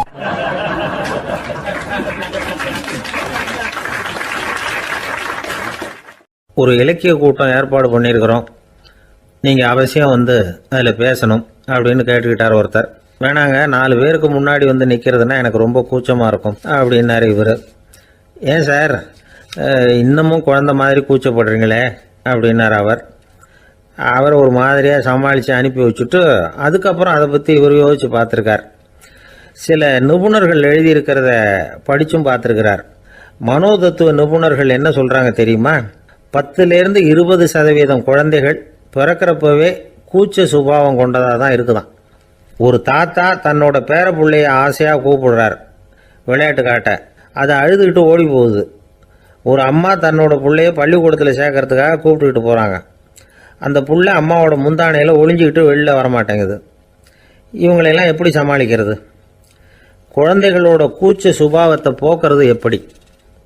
இதுக்கு நிபுணர்கள் சில யோசனைகளை சொல்லியிருக்கிறாங்க. மற்றவங்களுக்கு முன்னாடி என் பையனுக்கு கூச்சம் ரொம்ப அதிகம் சார், மற்றவங்க பார்த்தா ரொம்ப வெக்கப்படுறான், இப்படி சொல்கிற அப்பாக்கள் உண்டு. என் பையன் புது மனுஷால பார்த்தா அட்டையாக ஒட்டிக்குவான் சார் அப்படின்னு சொல்கிற அப்பாக்களும் உண்டு. இப்படிலாம் குழந்தைகளுக்கு வந்து முத்திரை குத்துறது ரொம்ப தப்பான். புதுசாக யாராவது வீட்டுக்கு வந்தால் குழந்தை தானாக தன்னோட கூச்சத்தையும் பயத்தையும் போக்கிக்கிட்டு சகஜமாக மாறி வர்றதுக்கு வாய்ப்பு கொடுக்கணுமா. ஒரு கூட்டத்துக்கோ அல்லது சொந்தக்காரங்க கல்யாணத்துக்கோ குழந்தைய அழைச்சிட்டு போகிறீங்க, அங்கே போய் கட்டாயப்படுத்தி குழந்தைய மற்றவங்க கிட்ட பேச சொல்லக்கூடாது. சில சமயம் குழந்தை தானாக தன்னுடைய கூச்ச சுபாவத்தை விட்டு பேசுறதுக்கு முன் வந்தால் அதை பாராட்டணும். குழந்தை கலகலப்பு இல்லாமல் மௌனமாக இருந்ததுன்னா அதையும் கண்டுக்கக்கூடாது. குழந்தை பேச ஆரம்பித்தா அதை ஆர்வத்தோடு கவனிக்க தெரியணும். கலந்து உரையாடுற பழக்கத்தை வீட்லேயே ஆரம்பிக்கலாம். கேட்டதுக்கு பதில் சொல் அப்படின்னு நீங்கள் அதிகாரம் பண்ணிகிட்டு இருக்கக்கூடாது. அது வந்து குழந்தைக்கு பேசுகிற சந்தர்ப்பத்தை குறைச்சிருமா. இப்போ நாம் அதிகாரம் பண்ணால் கேலி செய்கிற பழக்கம் குழந்தைகளை வந்து ரொம்ப பாதிச்சிருமா. பெரியவங்களானதுக்கு அப்புறமும் சில பேர் கூச்சத்தோடவும் பயத்தோடவும் இருக்கிறதுக்கு இதுதான் காரணம். சின்ன வயசில் அவங்கெல்லாம் ஏதாவது கேலிக்கு ஆளாகி இருப்பாங்க. 2வது குழந்தை மூத்த குழந்தைய வந்து கேலிக்கு ஆளாகிற சந்தர்ப்பங்களை கண்டு கேலி பண்ணினா அது இளம் நெஞ்சங்களை விட்டு நீங்கிறதே இல்லையா. எப்பவும் குழந்தையோட நடை உடை பாவனைகளை பற்றி சொல்லிக்கிட்டே இருக்கக்கூடாதான். அதுவே கூச்ச சுபாவத்தை கொண்டுட்டு வந்துடுமா. அப்பா எங்கேன்னு யாராவது கேட்டால் இது மாதிரி இன்ன காரியத்துக்காக வெளியில் போயிருக்கார், இத்தனை மணிக்கு திரும்பி வருவார் அப்படின்னு சொல்கிற அளவுக்கு குழந்தைகளை பழக்கப்படுத்தி வைக்கணும். ஃபோன்லேயே யாராவது விசாரித்தா கூட இது மாதிரி பதில் சொல்லு அப்படின்னு சொல்லணும். சின்ன சின்ன மீட்டிங்கில் 4 வார்த்தை பேச தயார் பண்ணலாம். ஒரு கடையிலையோ அல்லது ஹோட்டல்லையோ ஏதாவது விவரம் கேட்கணும்னா உங்கள் குழந்தைய தைரியமாக அனுப்புங்க. குழந்தைகள் பணிவாகவும் பொறுமையாகவும் விவரம் கேட்குறப்போ கூச்ச சுபாவம் தானாக போயிடும். சின்ன வயசுலேயே இப்படிலாம் பழக்கப்படுத்தினா தான் வருங்காலத்தில் தைரியமாக இந்த சமுதாயத்தில் வாழ முடியும். இல்லைன்னா 60 வயசுலேயும் அடுப்பங்கரையை விட்டு வெளில வர்றதுக்கு கூச்சப்பட்டுக்கிட்டு தான் இருக்க வேண்டியிருக்கும். இந்த காலத்து பிள்ளைங்க எவ்வளவோ பரவாயில்ல, எதுக்கும் தயங்குறதில்ல, கூச்சப்படுறதில்ல. ஒரு அம்மா அடுப்பங்கரையிலேருந்து சத்தம் போட்டாங்க, டேய் ராமு, தயவு பண்ணி அந்த டிவியை நிறுத்துறா, அந்த பெண்ணோட குரல் மகா மோசம், அடுப்பங்கரையில் இருக்கிற என்னாலேயே அதை சகிச்சிக்க முடியல அப்படின்னாங்களாம். உடனே பையன் கொஞ்சம் கூட தயங்காமல் பதில் சொல்கிறான், அம்மா இந்த குரல் டிவியிலேருந்து வரல, எதிர்த்த விட்டு மாமி தான் இங்கே வந்திருக்கிறாங்க, அவங்க தான் இப்போ என்னோட பேசிக்கிட்டு இருக்கிறாங்க அப்படின்னு நானும்.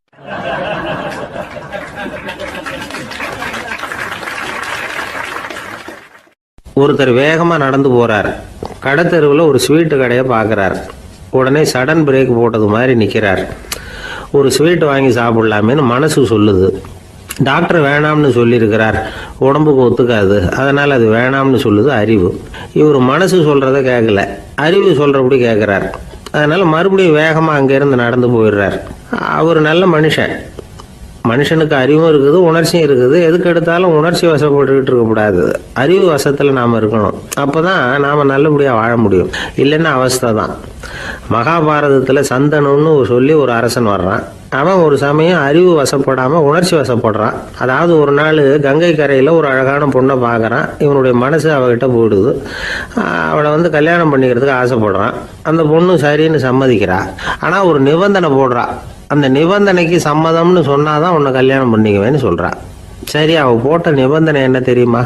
இது மாதிரி நான் உங்க மனசு புண்படுற மாதிரி எந்த காரியம் பண்ணாலும் நீங்க என்ன ஏன்னு கேட்கக்கூடாது, நான் செய்யற காரியத்தை தடுக்கவும் கூடாது. அப்படி நீங்க செஞ்சா அடுத்த கணமே நான் உங்களை பிரிஞ்சு போயிடுவேன். இதுதான் அந்த பொண்ணு போட்ட நிபந்தனை. சந்தன அரசன் இந்த நிபந்தனையை ஒத்துக்கலாமா? இதை அறிவுபூர்வமாக யோசிச்சிருந்தா இதுக்கு கட்டுப்பட்டுருக்க மாட்டான்.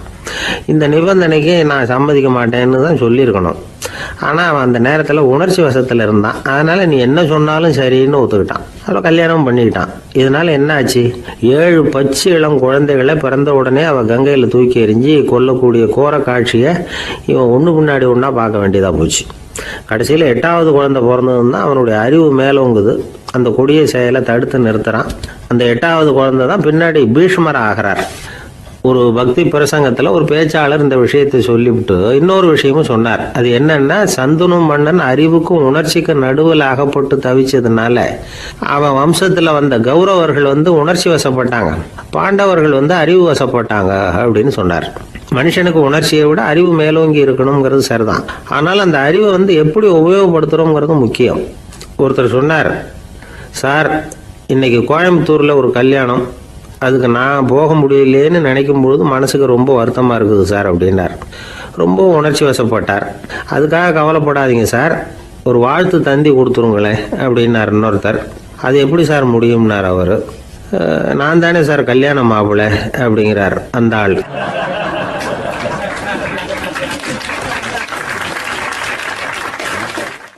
ஒரு ஊரில் ஒரு ஆள் இருந்தான்.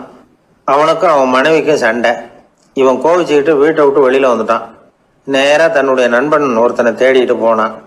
அந்த நண்பன் எப்படின்னா, எதுக்கும் அசரமாட்டான், எப்பவும் மகிழ்ச்சியாக இருப்பான். அவங்ககிட்ட போய் இவன் யோசனை கேட்டான். அது சரி, நீ எப்படி எப்பவும் மகிழ்ச்சியாக இருக்கிற, என்னால் அப்படி இருக்க முடியலையே அப்படின்னு கேட்டான்.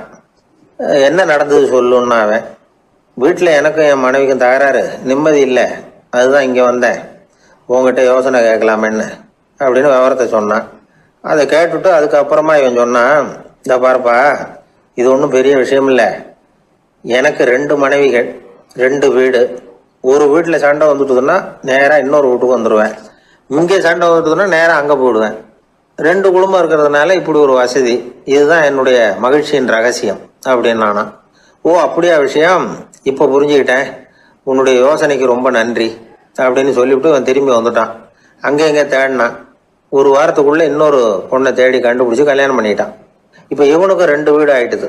அதுக்கப்புறம் என்னாச்சு தெரியுமா, இவன் 2வதா கல்யாணம் பண்ணிக்கிட்டு வந்தானே, இந்த செய்தி முதல் மனைவிக்கு தெரிஞ்சு போச்சு. போனான், அது கழுத்தை பிடிச்சி வெளில தள்ளி விட்டு கதவை சாத்தி விட்டுது. இனிமேல் இந்த பக்கம் வராத, எனக்கு தெரியாமல் எப்படி நீ இன்னொரு கல்யாணம் பண்ண அப்படின்னு சொல்லி அடித்து விரட்டி விட்டுது. இவன் அதனால் என்ன பரவாயில்லன்னு 2வது மனைவி வீட்டுக்கு போனான். அங்கே பார்த்து, நீ எனக்கு கல்யாணம் பண்ணுறதுக்கு முன்னாடி ஏற்கனவே உனக்கு கல்யாணம் ஆச்சுங்கிற விஷயத்த ஏன் என்கிட்ட சொல்லலை அப்படின்னு சொல்லி அதுவும் கழுத்தை பிடிச்சி வெளில தள்ளி விட்டுது. இவன் வீதிக்கு வந்துட்டான். இங்கேயும் போக முடியல, அங்கேயும் போக முடியல. என்ன இது, அவன் சொல்லி கொடுத்த யோசனை ஒன்றும் சரியாக வரலையே அப்படின்னு யோசனை பண்ணிக்கிட்டே நடந்தான். வழியில் ஒரு பாழடைஞ்ச மண்டபம். சரி, இன்னைக்கு ராத்திரி இங்கேயே படுத்துருவோம், வேற எங்கேயும் போய் படுத்துக்க முடியாது, அதான் 2 பேரும் விரட்டி விட்டாங்களே, என்ன பண்ணுறது அப்படின்னு சொல்லி அந்த மண்டபத்தில் போய் ஒரு தூணில் ஓரமாக சாஞ்சி உக்காந்தான். அப்போ எதுக்காப்புல இன்னொரு தூண் ஓரமாக யாரோ அசைகிறது மாதிரி தெரிஞ்சுது, லேசான இருட்டில். யாரப்பா அது அப்படின்னு கிட்ட போய் பார்க்குறான். அப்புறம் தான் தெரியுது, அவன் யார் தெரியுமா, இவனுக்கு யோசனை சொன்னான்ல 2 கல்யாணம் பண்ணிக்கணும்னு சொல்லி, அவன் அங்கே படுத்து கிடக்குறான். டேய் நீ எப்படிறா இங்கே வந்த அப்படின்னா, 2 வீட்லேயும் சண்டை வந்துட்டுது, அதுதான் இங்கே வந்தேன், படுத்து தூங்கலாமேன்னு அப்படின்னா. 2 வீடு இருக்கிறது சௌரியம்னு என்கிட்ட சொன்னியப்பா அப்படின்னா இவன். நான் அப்படி சொன்னதுக்கு ஒரு காரணம் உண்டுன்னா அவன். என்னடா காரணம்னு கேட்டான். அது வேற ஒன்றும் இல்லை, தினமும் ராத்திரியில் இந்த மண்டபத்தில் தனியாக படுக்கிறதுக்கு எனக்கு பயமாக இருந்தது, எனக்கு ஒரு துணை தேவைப்பட்டது, அதுக்காக தான் உங்ககிட்ட அப்படி யோசனை சொன்னேன். இப்போ நீ வந்ததுனால எனக்கு துணை கிடைச்சிட்டுது. இப்போ நம்ம 2 பேரும் துணையாக இங்கே படுத்துக்கலாம், நீ அந்த தூணில் சாஞ்சிக்கோ, நான் இந்த தூணில் சாஞ்சிக்கிறேன் அப்படின்னு சொல்லி படுத்து தூங்க ஆரம்பிச்சிட்டானோ. அதாவது நம்ம வாழ்க்கையில் முடிவுகள் எடுக்கிற விஷயத்தில் இந்த ஆள் மாதிரி தான் பல பேர் நடந்துக்கிறோம் அப்படிங்கிறார். அதாவது உலக புகழ்பெற்ற மனோதத்துவ மேதை ஸ்காட் பெக் அப்படிங்கிறவர். அதாவது வீட்டுக்கு தேவையான பொருள்கள் வாங்குறதுலேருந்து கல்யாணம் பண்ணுறது, வீடு கட்டுறது வரைக்கும் அடுத்தவங்க பேச்சை கேட்டு வீணா போகிறவங்க தான் அதிகம். அறிவுரை கேட்கறதுல தப்பு இல்லை, ஆனால் அதுக்கப்புறம் அதை பற்றி சரியாக சிந்திச்சு பார்க்கறது இல்லை, அதுதான் தப்பு. சில பேர் அறிவுரை சொல்றதுலேயே ரொம்ப தெளிவாக இருப்பாங்க. ஏன் சார் 2 சம்சாரம்